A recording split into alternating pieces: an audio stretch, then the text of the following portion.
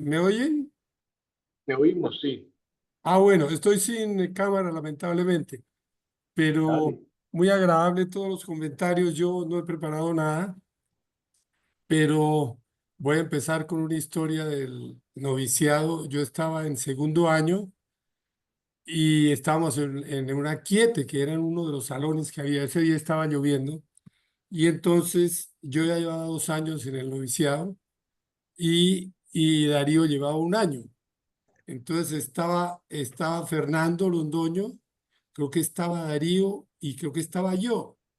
Y entonces yo, lógicamente, en mi ambición juvenil, yo quería ser el Bedel porque ya me quedaban poco tiempo y yo aspiraba a ser Bedel. Entonces yo le dije, padre Fernando, eh, piense bien a quién va a nombrar de Bedel.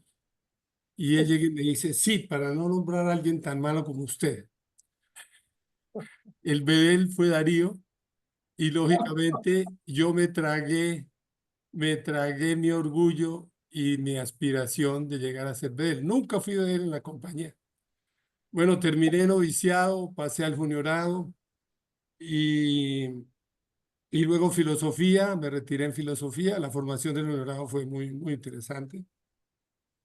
Después, como ustedes saben, me fui a Estados Unidos, que tenía un hermano allá que había sido jesuita, que me llevó. Tuve 2 años, hice y deshice, volví, entré al Banco of America para mi suerte. Y realmente la suerte que yo tuve en mi vida laboral, yo digo que mi historia es la historia de un mediocre afortunado, porque la historia mía fue una historia de perseverancia. Yo perseveré 38 años y medio en el Banco of America.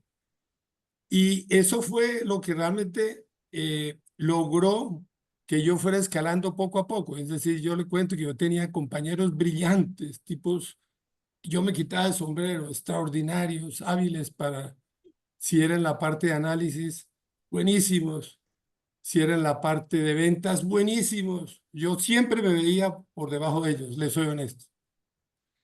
Y resulta que los tipos que eran muy brillantes avanzaban muy rápido. Y la pirámide se iba estrechando y salían. Y yo conocí unos tipos que eran de quitarse un sombrero, pero era un banco tan grande, ¿no?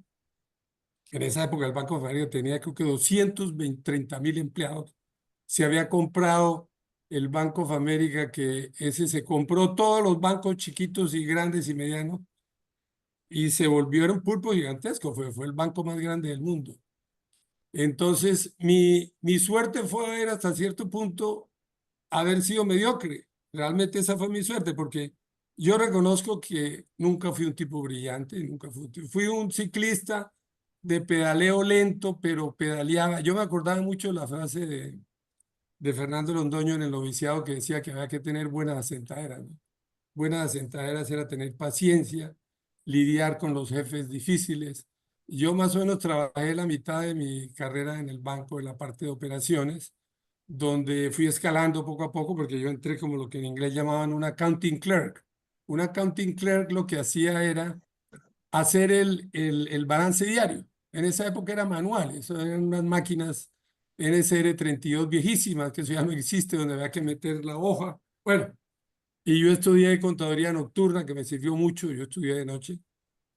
Pero como les digo, fue una escalera muy lenta, 38 años. Yo me acuerdo, por ejemplo, que yo llegué a ser ejecutivo como al sexto año y yo sufría porque a otros los promovían y yo decía, Dios mío, ¿y por qué a mí no me promueven? Pero a mí siempre como que me llegaba tarde la promoción. Yo decía, bueno, por fin llegué a ser jefe de cartera, ¿no? Y me acuerdo que muchos que yo conocía los hicieron vicepresidente. Yo fui vicepresidente del banco ya al final, pues ya creo que me faltaban 4 años para retirarme, ¿no? Pero pues esa es la historia que yo les quería contar. Y bueno, muy agradecido. Ahora yo realmente digo, caray, a los gringos yo sí que les debo, ¿no? Los gringos, los gringos me dieron empleo, me llevaron a Bolivia, fui auditor, viajé un año por Latinoamérica como auditor. eh, Me llevaron a Bolivia, me pagaban bien, después me llevaron a Estados Unidos. Imagínense, en el año 2000 yo me encontraba con la gente en la calle, en Bogotá era la época del Caguán, y yo le decía, no, nos vamos a Miami porque el banco se está cerrando aquí y yo voy a trabajar con el Banco de Miami. La gente no podía creer la suerte que me había caído del cielo de que Colombia era un país con unos problemas gravísimos y yo me iba a Miami a trabajar con mi familia. Fue una suerte grande porque los chicos aprendieron inglés. Fue muy divertido trabajar en Estados Unidos. Les cuento una anécdota que en Bogotá había una oficina de personal, donde había una jefa de personal, y todo el que tenía problema iba donde la jefa de personal y se sentaba y le invitaba un tinto y le contaba el problema, ¿no? Y llegué a Miami y la jefe de personal era un número de teléfono, el 800.